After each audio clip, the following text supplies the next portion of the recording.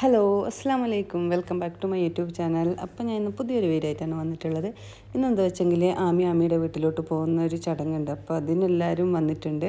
അങ്ങനെ ഞാനും ജിസും പിന്നെ പോയതാണ്. ഉമ്മച്ചി നേരത്തെ പോയായിരുന്നു. പിന്നെ കുറച്ച് കഴിയുമ്പോൾ ജിസുവിനെ കാണുന്നില്ല. അങ്ങനെ ഞാൻ എവിടെ പോയി എന്ന് പറഞ്ഞിട്ട് നോക്കുമ്പോഴത്തേന് ഇവൻ എല്ലാവരും ഒന്നിച്ചിരുന്നിട്ട് മന്തി കഴിക്കായിരുന്നു. എനിക്കതിനേക്കാളും ഷോക്കായത് അവൻ്റെ പ്ലേറ്റിലുള്ള ചിക്കൻ പീസ് കണ്ടിട്ട്. എനിക്കറിയില്ല ആരാ ഇത്ര വലിയ ചിക്കൻ പീസ് അവൻ ഇട്ട് കൊടുത്തതെന്ന്.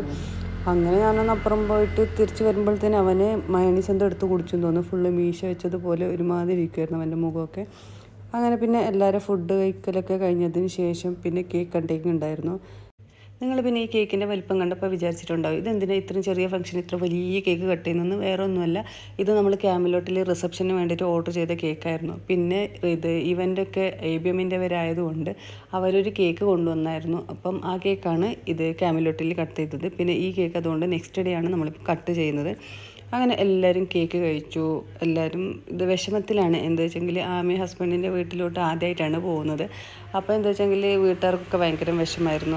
അവൾ പോകുന്നത് കൊണ്ട് എല്ലാവരും കുറച്ച് സങ്കടത്തിലൊക്കെ ആയിരുന്നു. ആമിയും കുറച്ച് ഭയങ്കര വിഷമത്തിലൊക്കെ ആയിരുന്നു. അങ്ങനെ അത് കഴിഞ്ഞതിന് ശേഷം നമുക്കൊരു ചടങ്ങുണ്ട്. ഇത് കല്യാണം കഴിഞ്ഞിട്ട് ആദ്യത്തെ ഫ്രൈഡേ പള്ളിയിലൊക്കെ പോയിട്ട് വന്നതിന് ശേഷം പുതിയാപ്പിളിൻ്റെ കീശ നുറക്കൽ എന്ന് പറഞ്ഞിട്ടുള്ളൊരു ചടങ്ങ്.